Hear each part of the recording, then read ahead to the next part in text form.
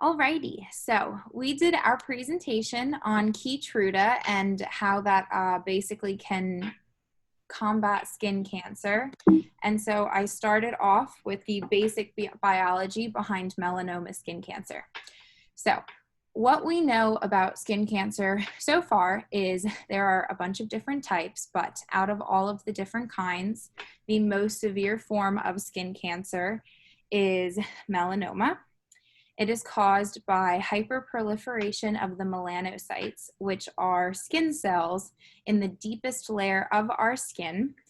They're in charge of producing the pigmentation colors. So in the summer when we get really tan or really sunburned, the melanocytes are in charge of producing those colors.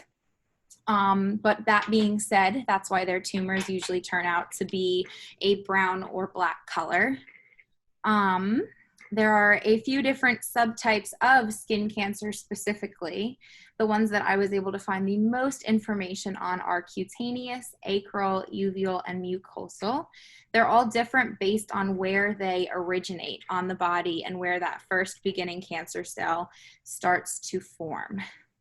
So my other little picture right here is skin cancer in all the different stages. So all of us kind of have beauty marks, little blemishes on our skin. Luckily, that is not skin cancer just yet. It is on the epidermis, the outermost layer, and nothing's happening quite yet. And then as the disease progresses, it will get worse. So as we know, in order for cancer to become cancer, to take over in the way that it does, there has to be mutations within our cells. And the most common cause of cancer mutations for skin cancer is UV radiation, which usually is from tanning beds or the sun or whatever fun way we get burned, but it can cause lots of different mutations. I'm going to focus on talking about the loss of function mutations that disrupt the phosphate attachments, the cyclin-dependent kinases, and the p53 gene specifically, which is the guardian of the genome. Other things occur with these mutations, including chromosomal breaks, reassembly, overamplification, and deletions of chromosomes containing important tumor suppressor genes. The most important one, most specific one that popped up with melanoma research was the CSMD1 gene. There is an important p53 complex with the cyclin-dependent kinase inhibitor protein P21 that once this tumor suppressor gene is lost, this is really what causes for things to go wrong within the genome. In normal healthy cells, the p53 gene works with the cyclin-dependent kinase inhibitory protein, that P21 protein, in order to stop the cell cycle and check for DNA damage at important checkpoints during mitosis. If these checks are turned off by some type of mutation of a tumor suppressor, the cells in a melanoma tumor will have no reason to stop replicating, no reason to stop proliferating, and the DNA mutations will continue to occur at higher than normal rates, causing for cancer, causing for metastasization, causing for more severe stages of melanoma.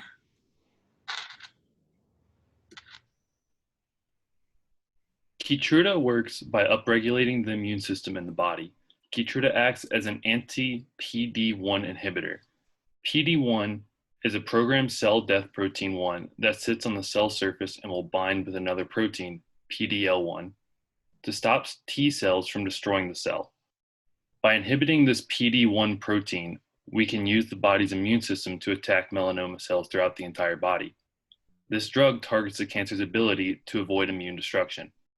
Other hallmarks of cancer include sustained proliferation signaling, evading growth suppression, resisting cell death, enabling replicative immortality, inducing angiogenesis, activating invasion and metastasis, deregulation cellular energetics, genome instability and mutations, and tumor-promoting inflammation. Cancer cells will often overexpress immune suppressant molecules such as PDL1 and PDL2 in order to inhibit cytotoxic T lymphocyte function.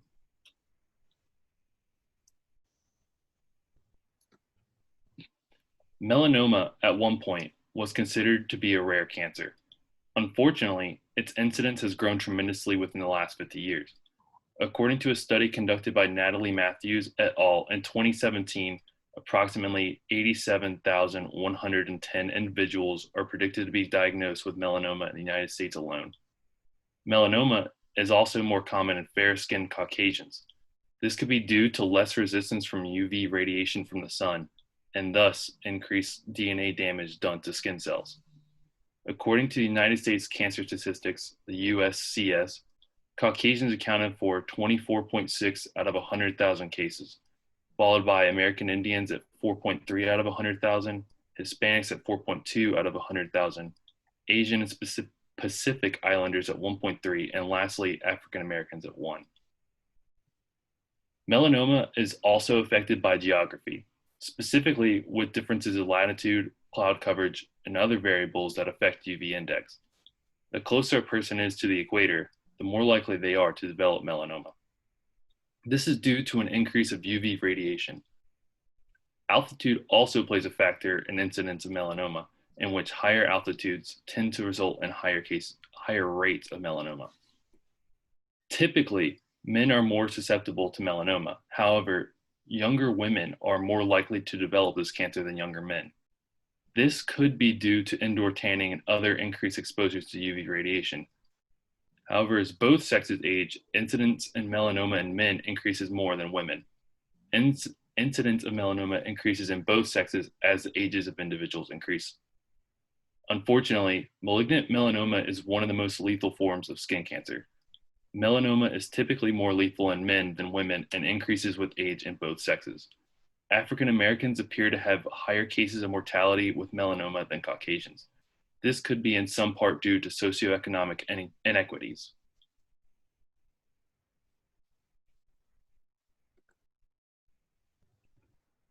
An individual's risk of developing skin cancer depends on quite a lot of factors, one including environmental and others including age, gender, or racial or ethnic groups.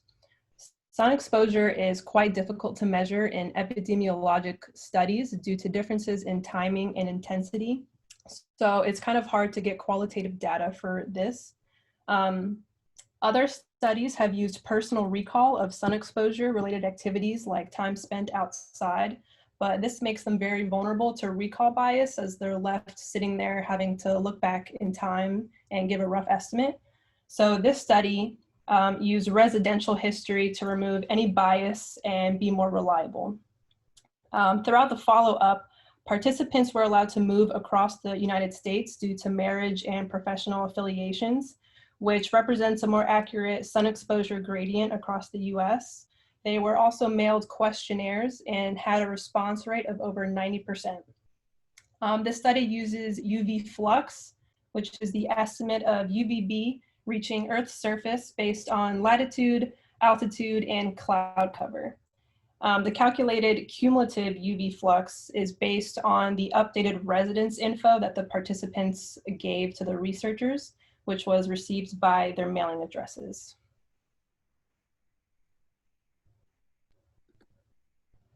So these were the results of the study. Out of 108,916,000 female Caucasian nurses, most were diagnosed with BBC and then SCC and melanoma being the smallest of all of them. There were strong exposure response relationships between the cumulative UV flux and risk of BCC and SCC.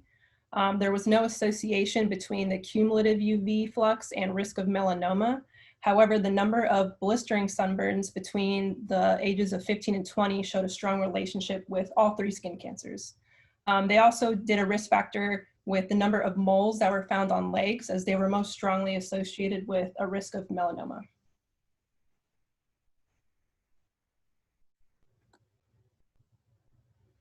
This study tested the efficacy and the side effects of Keytruda. So it was a randomized phase 2 trial of 540 patients. They were 18 years or older from 12 different countries. They were individual treatments that were assigned between Keytruda and chemotherapy, and it was an open label. 180 patients were randomly assigned 2 milligrams, 181 were assigned 10 milligrams, and then 179 received just regular chemotherapy. And then out of the 540 participants, 410 had progression-free survival events with the study drug Keytruda. With the side effects, the most common was fatigue, as well as edema and myalgia, which was only seen in 2 patients, so that was pretty low. But in the 2 milligram group, there was more side effects, which included hypopituitarism, colitis, diarrhea, decreases in appetite, hyponatremia, and pneumonitis. These findings concluded at the end of the study that Keytruda is a new standard care for treatment for IR melanoma, and in the long run is probably a better alternative to chemotherapy, as the side effects are less and more tolerable, and it's a high efficacy drug.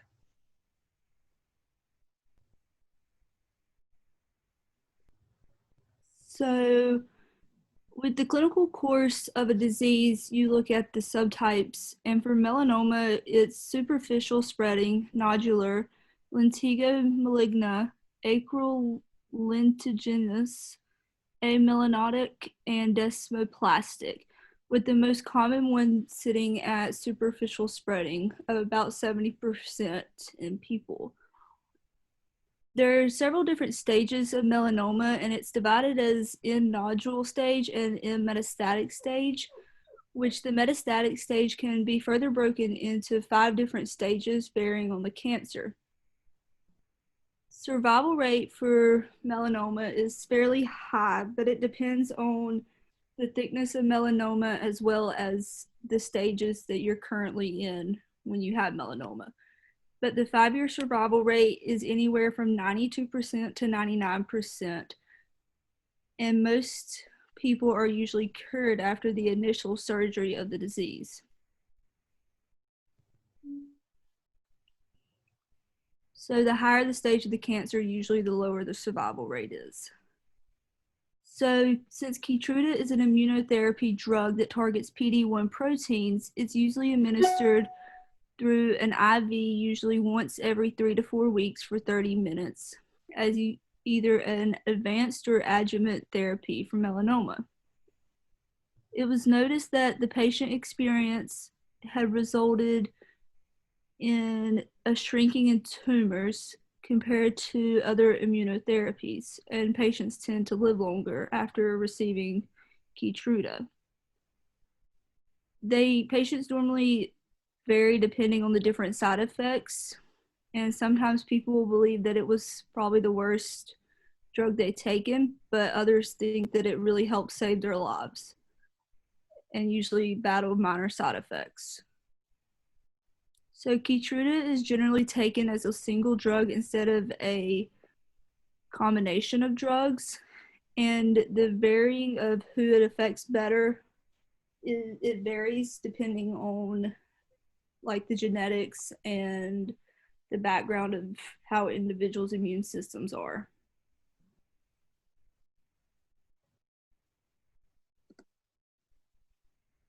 So the basic science behind the development of the targeted intervention is, as discussed earlier, Keytruda is an immunotherapy drug that works to avoid immune destruction.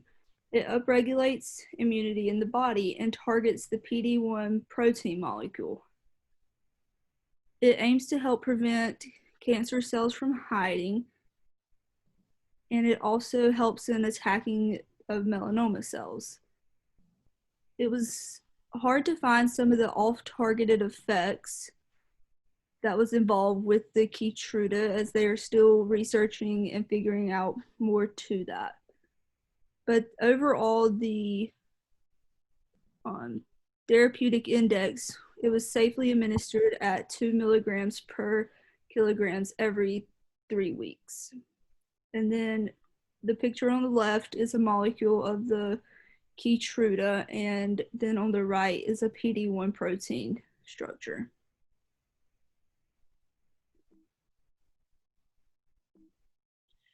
And that will conclude our presentation.